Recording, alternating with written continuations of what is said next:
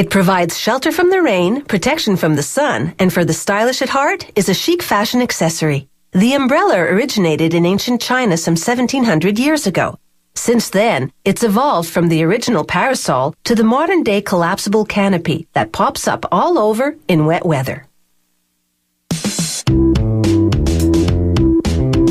Unlike mass-produced models, this quality umbrella is meticulously handcrafted.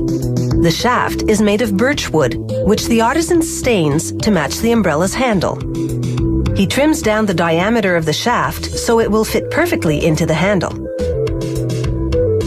After buffing the handle to a shine, he glues it onto the shaft.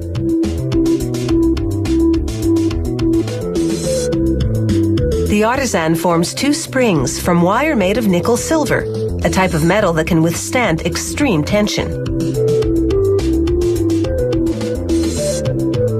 He bends one end of the wire into a triangular shape and hammers it flat to ensure a perfect fit in the shaft. He cuts two slots in the shaft, one at the top and one at the bottom. Then he pierces a hole in each slot where the spring will hook into it. With a bit of stain, he hides the exposed wood. For the umbrella to open and close easily, the springs must fit snugly. So he makes a right angle bend at each end of the spring. That shape sets the correct tension. With a tap of the hammer, the spring now rests firmly inside the slot. After trimming the spring, he purposely overbends, then corrects it to ensure the perfect shape. A small pin prevents the spring from opening fully, holding it inside the shaft. This brass runner is what you slide up the shaft to open the umbrella. A stop pin limits the runner's travel, preventing the canopy from blowing inside out. He fits a length of tying wire around a slot in the runner, then threads the canopy's 8 ribs onto the tying wire. The ribs are made of a type of steel that's strong yet flexible, so they curve into a domed shape when you open the umbrella, then straighten out again when you close it.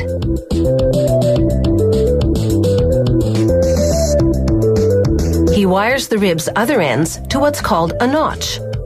Once wired into the notch's opening, the ribs rest just below the handle line. At the spot where the notch will sit on the shaft, he drills a hole for the pinning wire that holds it in place.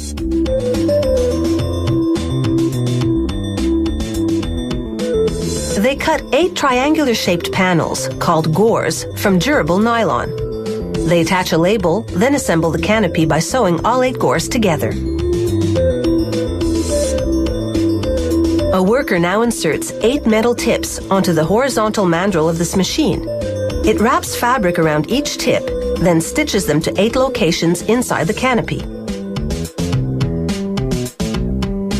These smaller pieces of fabric, called prevents, stop the canopy from chafing against the frame. This decorative rosette hides the point at which the runner and ribs meet. Next, they drape the canopy over the shaft and hand sew it tightly over the notch.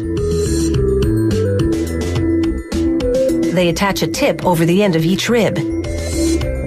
Then align each rib with a canopy seam.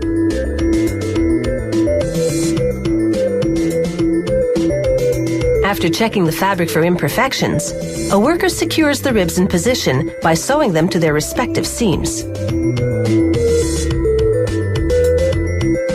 They roll up the umbrella to check that the fastening button and band attached earlier are where they should be. They finish off the umbrella by jamming a decorative ring over the notch. Then they crown the top of the shaft with a ferrule, a brass cap with a protective steel tip. This company embellishes its shafts with a silver-plated band, ideal for engraving the owner's initials. After a quick wash, they iron the canopy for a neat, crisp finish. The final touch is a matching cover, one you can slide off in an instant if you're caught in a sudden shower.